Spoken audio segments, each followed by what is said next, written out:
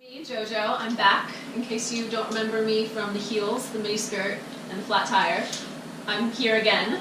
And today I'm going to be showing you how to change the oil level sensor on this 4th generation Pontiac Firebird. Something you might want to know is this car is equipped with an LT1 engine, and this little oil sensor is located on the side of the oil pan. For our viewers that may not know, the point of this oil sensor is to indicate to you when your oil is low so that you do not ruin your engine. We also noticed that our connector was broken, so we're just going to go ahead and replace that one too. So in order to do this repair, we're first going to have to drain the oil. So I'm going to grab my oil pan, slide it under. I'm also going to grab our ratchet. This is a 9/16 socket. I'm going to put that down there as well. We're also going to be using a creeper, and I'm just going to lay that down there. And ladies, if you got long hair like I do yourself a favor and tie it up so your hair does not become trapped under the wheels of your creeper. Alright ladies, so I have my hair up. Men, don't worry about this unless you got, the man bun thing going on. For me, I hate getting oil and grit under my nails, especially if I have a nice manicure on. So I'm just going to throw on some gloves here too, especially when I'm digging around on the underneath of the car. And also a pair of goggles, because let's face it, no one wants anything in their eye. And they're pink, so we're ready to start. Okay, so I'm just going to start by loosening this right here. It'll be a little bit snug, so just keep it going.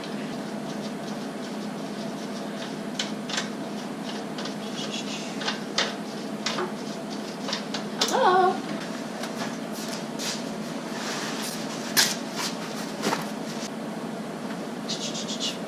This is why I have gloves.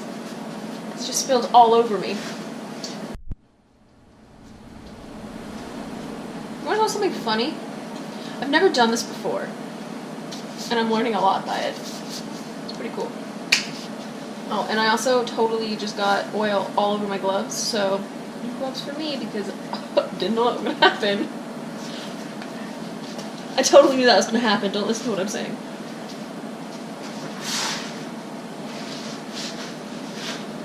Oh, look, the gloves are leaving. Miraculously disappearing. I'm miraculously in the same place. I'm doing this all on my own, because I'm so cool.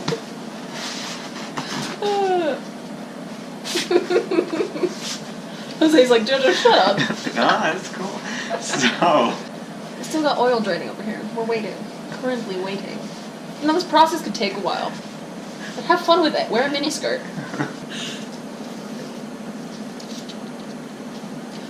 Okay, so while your oil is draining, because it typically takes a while, make sure that your drain plug is in good shape so that the thread is in good shape along with where the socket latches onto it. Otherwise, just go ahead and replace it with a new one. Okay, so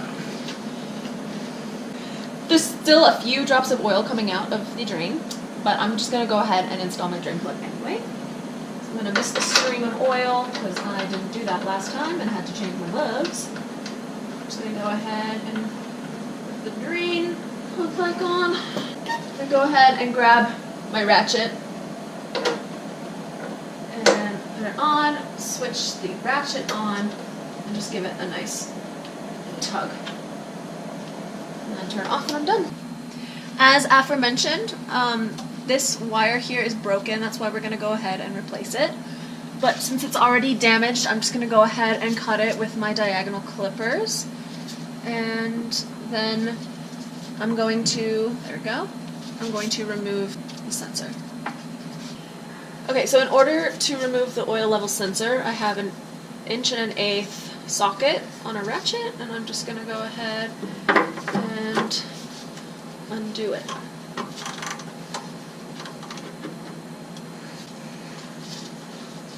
See this?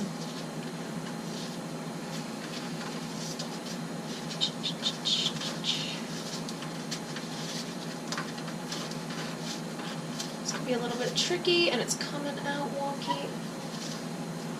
Make sure nothing drips on you, and Voila!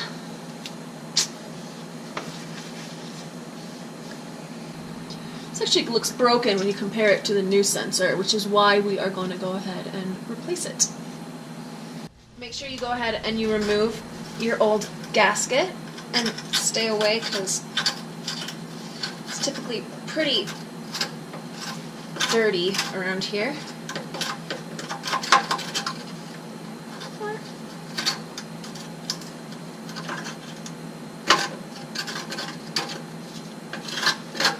Voila.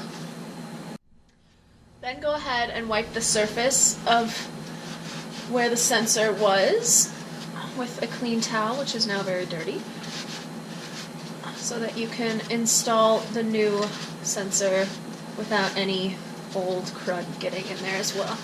There we go.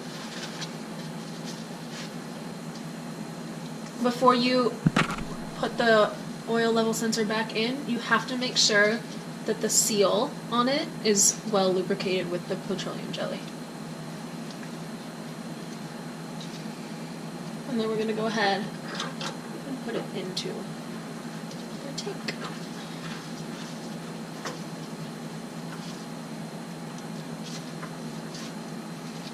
So, it's getting a little hard for me to twist it in, so I am going to use my socket and ratchet and switch it on so that it can go on, so that when I tighten it,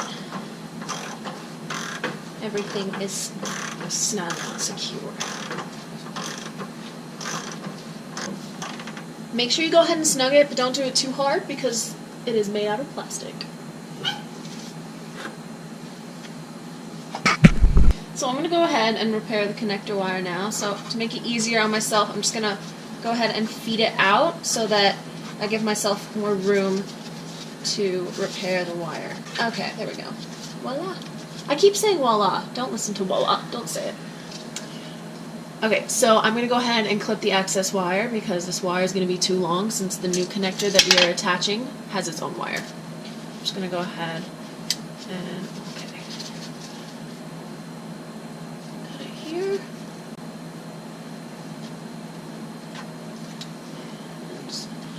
So I'm going to go ahead and strip the insulation. You're just going to do it one at a time because you're going to connect it to the new wire. And then we go to the next one, same thing. You don't want to get that much though because we need a little bit of room. There you go. Okay, so now I'm going to install these wire connectors on both wires. So we'll start with one of the wires, put it in. It won't go all the way, so don't be annoyed if it doesn't go all the way through. It's not supposed to. And I'm going to take my tools here and I'm just going to crimp the wire or the plastic piece so that the wire stays. I'm just going to go ahead and give it a nice little tug. And it should be sturdy. It's not going to fall off anymore.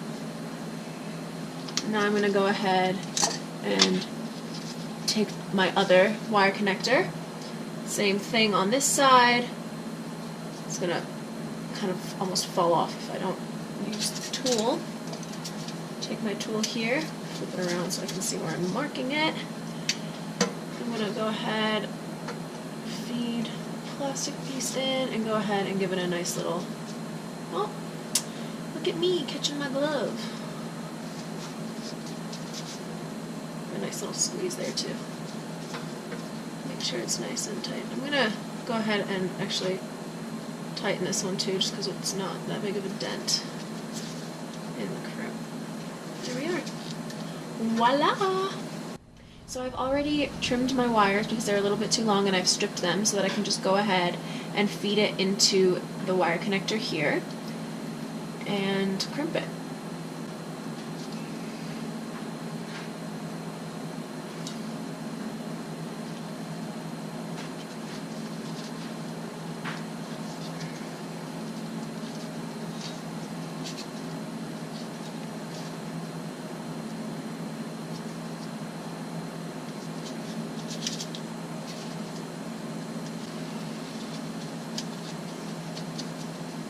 And now I'm doing the other side.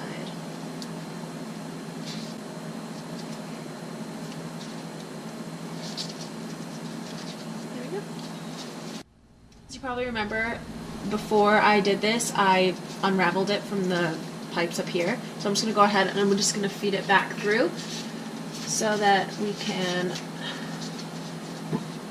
attach it to our oil level sensor.